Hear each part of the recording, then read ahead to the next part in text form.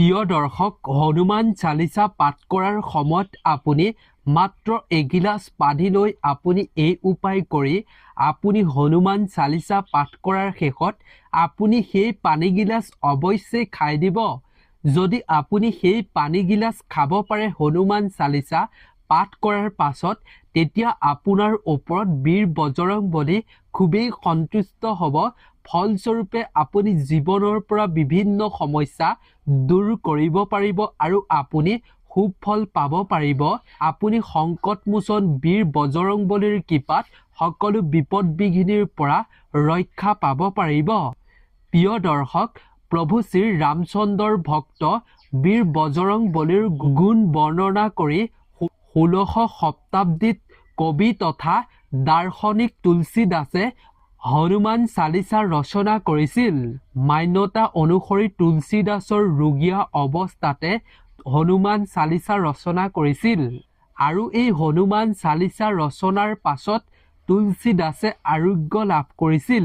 প্ৰিয় দৰ্শক, বজৰংবলীক সন্তুষ্ট কৰিবৰ বাবে অধিকাংশ লোকেই হনুমান চালিচা পাঠ কৰে। বিশেষকৈ প্ৰিয় দৰ্শক, মঙ্গলবাৰৰ দিনা হনুমান চালিচা পাঠ কৰিলে মনে বিচৰাখিনি পাবৰ বাবে সক্ষম হ'ব পাৰি বুলি বিশ্বাস কৰা হৈছে। প্ৰিয় দৰ্শক, আচলতে হনুমান চালিচা পাঠ কৰিবলৈ বিশেষ কোনো নিয়মৰ আৱশ্যক নহয়। কিন্তু প্ৰিয় দৰ্শক, কিছুমান সৰু সৰু কথাৰ প্ৰতি ধ্যান ৰাখিহে আপুনি হনুমান চালিচা পাঠ কৰাটো অতি জৰুৰী। হিন্দু ধৰ্মৰ অনুসৰি হনুমানক পূজা কৰিলে শুভ ফল প্ৰাপ্ত হয়। লগতে এইটো বিশ্বাস কৰা হয় যে হনুমানক পূজা কৰিলে মানুহৰ সমস্ত দুখ কষ্ট আৰু ৰোগ ব্যাধি জীৱনৰ পৰা দূৰ হয়। সেইবাবেই হনুমানৰ ভক্তসকলে হনুমানক প্ৰসন্ন কৰিবৰ বাবে বিভিন্ন প্ৰকাৰে বিভিন্ন উপায় গ্ৰহণ কৰে। মান্যতা অনুসৰি যি মনুষ্যই হনুমানক পূজা অৰ্চনা কৰে সেই মনুষ্যৰ জীৱনত সুখ সমৃদ্ধি আৰু ধন সম্পত্তি আৰু ইতিবাচক শক্তিৰে ভৰি থাকে। আৰু হনুমান চালিচা নিয়মীয়াকৈ পাঠ কৰিলে বীৰ বজৰংবলী প্ৰসন্ন হয় আৰু তেওঁ সেই ভক্তৰ সকলো দুখ কষ্টৰ পৰা মুক্তি প্ৰদান কৰে। প্ৰিয় দৰ্শক, হনুমান চালিচাৰ 40টা শ্লোক আছে। কোৱা হয় যে প্ৰিয় দৰ্শক, যি ব্যক্তিয়ে হনুমান চালিচা পাঠ কৰাৰ সময়ত কিছুমান সঠিকভাৱে নিয়ম পালন নকৰে, তেওঁ কেতিয়াও সেই হনুমান চালিচা পাঠ কৰাৰ পৰা সুফল বা পুণ্য ফল লাভ কৰিবলৈ অৰ্জন কৰিবলৈ সক্ষম হ'ব নোৱাৰে। প্ৰিয় দৰ্শক, এই ভিডিঅ'টোত আপুনি প্ৰতিটো কথা জানিব পাৰিব। আপুনি হনুমান চালিচা পাঠ কৰাৰ সময়ত কি কি সৰু সুৰা কথাৰ প্ৰতি লক্ষ্য দিব লাগে, অৰ্থাৎ কি কি নিয়ম আপুনি মানি চলাটো খুবেই জৰুৰী, কি ভুল কৰিব নালাগে কেতিয়াও। ইয়াৰ বিষয়েও আমি সুন্দৰভাৱে এই ভিডিঅ'টোত শ্বেয়াৰ কৰিম। গতিকে ভিডিঅ'টোৰ মূল বিষয়বস্তুৰ মাজলৈ আগবঢ়াৰ পূৰ্বে সংকটমোচন বীৰ বজৰংবলীক আপুনি সন্মান জনাই কমেণ্টত আপুনি জয় হনুমান বুলি অৱশ্যেই লিখিব। গতিকে আহক আমি হনুমান চালিচাৰ পাঠ কৰাৰ সময়ত কি ভুল কৰিব নালাগে আৰু এগিলাচ পানীৰে আপুনি কোনটো উপায় কৰিব তাৰ মাজলৈ আগবাঢ়ো। 1 নম্বৰতে হৈছে হনুমান চালিচা আধৰুৱাকৈ বা মাজৰ পাঠৰ পৰা আপুনি পাঠ কৰা।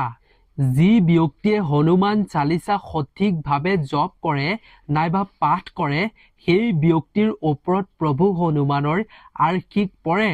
সেই ব্যক্তিয়ে প্ৰভু হনুমানৰ আশীষ লাভ কৰিবলৈ সক্ষম হয়। কিন্তু প্ৰিয় দৰ্শক, কেতিয়াও ভুলতো আপুনি হনুমান চালিচাৰ মাজৰ অংশৰ পৰা আপুনি পাঠ কৰিব নালাগে, জপ কৰিব নালাগে। যেতিয়াই আপুনি হনুমান চালিচা পাঠ কৰিবলৈ বহিব, তেতিয়াই আপুনি চালিচাখন শুদ্ধ আৰু স্পষ্টভাৱে আপুনি প্ৰথমৰ পৰা শেষলৈকে সম্পূৰ্ণকৈ পাঠ কৰিব আৰু সম্পূৰ্ণকৈ পাঠ কৰিহে আপুনি বহাৰ পৰা উঠিব। আপুনি ভুলতো আধৰুৱাকৈ পাঠ কৰি বাকীখিনি অংশ কালিলৈ বা পাছত পঢ়িম বুলি আপুনি এৰি থৈ নাহিব। এনে কৰিলে বজৰংবলী অসন্তুষ্ট হৈ পৰিব। সেইবাবেই আপুনি হনুমান চালিচা পাঠ কৰিলে প্ৰথমৰ পৰা সম্পূৰ্ণকৈ শেষলৈকে পঢ়িহে বহাৰ পৰা উঠাটো উচিত। 2 নম্বৰতে হৈছে প্ৰিয় দৰ্শক, মন শুদ্ধ আৰু পবিত্ৰ ৰখা হনুমান চালিচা পাঠ কৰাৰ সময়ত নিজৰ মন শুদ্ধ আৰু পবিত্ৰ হ'ব লাগে লগতে আপোনাৰ ঘৰৰ মন্দিৰ তথা পূজাগৃহত চাকি বন্তি প্ৰজ্বলন কৰি প্ৰভু হনুমানৰ ধ্যান কৰি আপুনি হনুমান চালিচা পাঠ কৰিব লাগে তেতিয়াহে আপুনি হনুমান চালিচা পাঠ কৰাৰ শুভ ফল লাভ কৰিব পাৰিব 3 নম্বৰতে হৈছে তামিক ভোজন আৰু নিচাযুক্ত দ্ৰব্য ত্যাগ কৰা যিসকল লোকে নিয়মিতভাৱে হনুমান চালিচা পাঠ কৰে তেওঁলোকে কেতিয়াও তামিক খাদ্য আৰু নিচাযুক্ত দ্ৰব্য সেৱন কৰিব নালাগে এনে কৰা ব্যক্তিসকল বীৰ বজৰংবলীৰ ক্ৰোধত চিকাৰ হ'বলগীয়া হয় প্ৰিয় দৰ্শক প্ৰভু হনুমান যিহেতু বাল ব্ৰহ্মচাৰী গতিকে আপুনি প্ৰভু বজৰংবলীৰ আশীষ লাভ কৰিবলৈ হলে সদায় মাছ মাংস আৰু নিচাজাতীয় বস্তু সেৱন কৰাৰ পৰা দূৰত থাকিহে হনুমান চালিচা পাঠ কৰাটো খুবেই উচিত প্ৰিয় দৰ্শক গীতাটো ভগৱান শ্ৰীকৃষ্ণই অৰ্জুনৰ আগত সাত্বিক আহাৰ আৰু ৰাজসিক আৰু তামিক এই 3 প্ৰকাৰৰ আহাৰৰ কথা বৰ্ণনা কৰা হৈছিল সকলো আহাৰৰ ভিতৰত সাত্বিক আহাৰকে অতি উত্তম বুলি কোৱা হৈছিল 4 নম্বৰতে হৈছে কাৰোবাৰ সৈতে অকাৰণতে আপুনি কাজিয়া বা তৰ্কত লিপ্ত হোৱা যিসকল লোকে হনুমান চালিচা পাঠ কৰে জপ কৰে তেওঁলোকে কেতিয়াও ভুলতো কোনো অসহায় বা দুৰ্বল লোকক দুখ কষ্ট মনত দিয়াটো উচিত নহয় ইয়াৰ প্ৰতি বিশেষভাৱে ধ্যান ৰখাটো জৰুৰী লগতে প্ৰিয় দৰ্শক অকাৰণতে কাৰো লগত কেতিয়াও কাজিয়া আদিত লিপ্ত হোৱাটো উচিত নহয় এনে কৰা ব্যক্তিসকলে হনুমান চালিচা জপ কৰিলে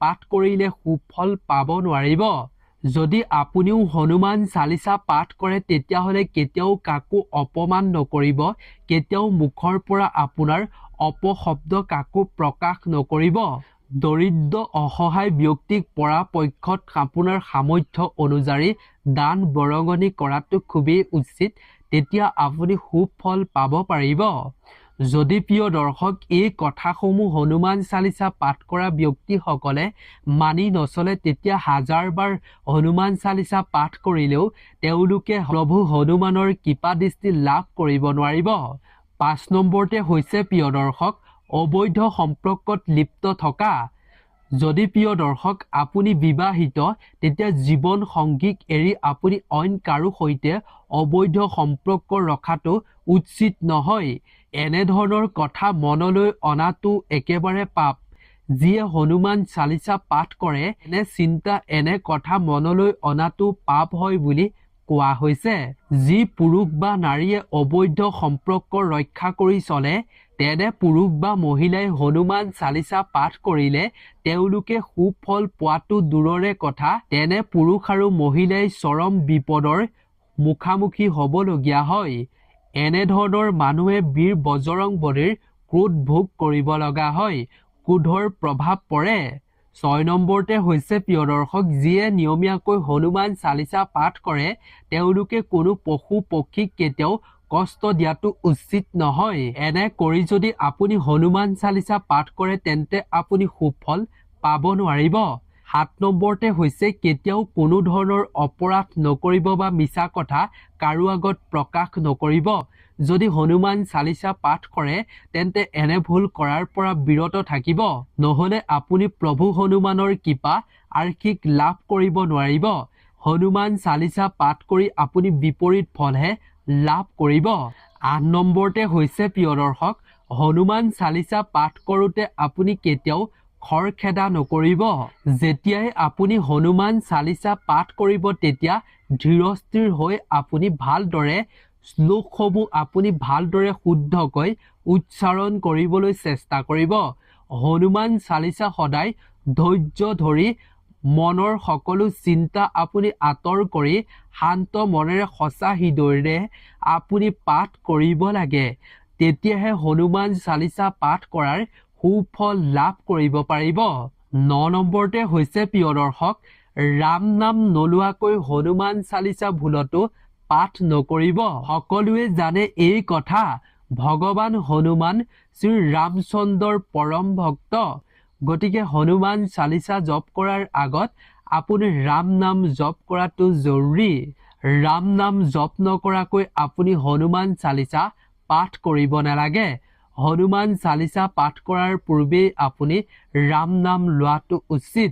যদি আপুনি হনুমান চালিচা পাঠ কৰাৰ আগত ৰাম নাম আপুনি পাঠ নকৰে, জপ নকৰে, তেন্তে বজৰংবলীৰ আপুনি কৃপাৰ পৰা বঞ্চিত হ'বলগীয়া হ'ব।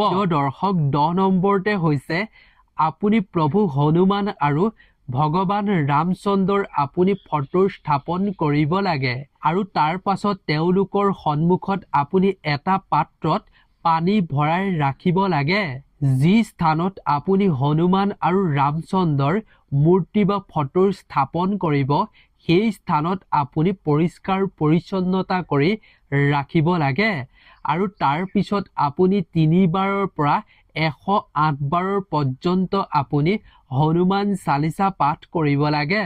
11 নম্বৰতে হৈছে প্ৰিয় দৰ্শক, মনলৈ হনুমান চালিচা পাঠ কৰাৰ সময়খিনিত কোনো বেয়া চিন্তা আহিবলৈ নিদিব। এনে কৰিলে আপুনি হনুমান চালিচাৰ পাঠ কৰাৰ শুভ ফল পাব নোৱাৰিব। 12 নম্বৰতে হৈছে প্ৰিয় দৰ্শক, মঙ্গলবাৰ আৰু শনিবাৰৰ দিনা হনুমানক আপুনি দৰ্শন কৰিব লাগে। যদি আপুনি নিয়মীয়াকৈ হনুমান চালিচা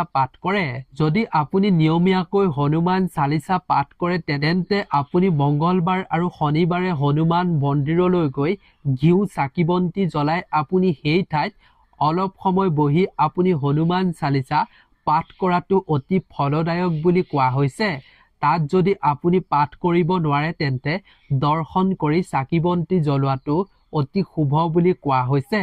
তেনে কৰিলে আপুনি জীৱনত ডাঙৰতকৈ ডাঙৰৰ বিপদৰ পৰা আপুনি উদ্ধাৰ হ'ব পাৰিব, ৰক্ষা পাব। লগতে জ্যোতিষশাস্ত্ৰৰ অনুসৰি মঙ্গলবাৰৰ দিনা আপুনি হনুমান চালিচা 3 বাৰ পাঠ কৰিব লাগে।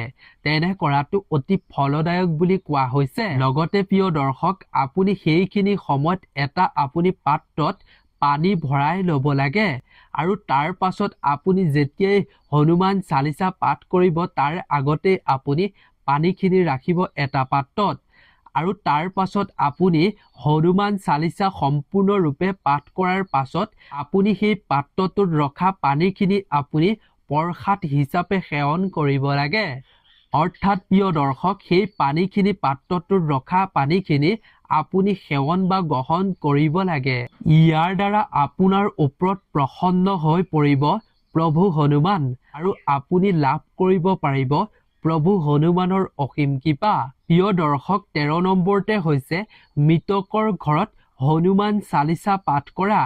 যেতিয়া কোনো এখন ঘৰত কোনো লোকৰ মৃত্যু হয়, তেতিয়াহ'লে সেই মৃতকৰ ঘৰখনত এটা নিৰ্দিষ্ট সময়লৈকে অশুদ্ধ হৈ পৰে বুলি বিশ্বাস কৰা হয় আৰু যেতিয়ালৈকে সেই মৃতকৰ ঘৰখনত সম্পূৰ্ণ ধৰ্মীয় ৰীতি নীতিৰে শ্ৰাদ্ধ আদি কৰ্মসমূহ সম্পূৰ্ণ নহয়, তেতিয়ালৈকে সেই ঘৰখনত ভুলতো কেতিয়াও হনুমান চালিচা পাঠ কৰাটো উচিত নহয়। কেৱল ইমানেই নহয়, লগতে কোনো দেৱ দেৱতাৰ পূজা কৰাটো উচিত নহয় বুলি কোৱা হৈছে।